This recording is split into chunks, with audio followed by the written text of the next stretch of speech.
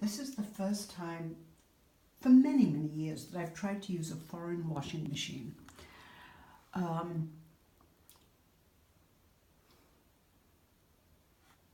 Looks like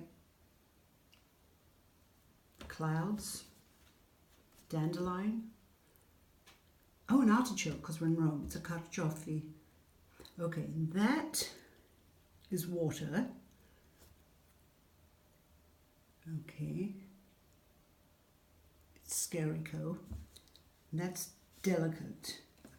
So that's 40 degrees. Okay. So I don't know which one of those to choose. Then we have this. We have half.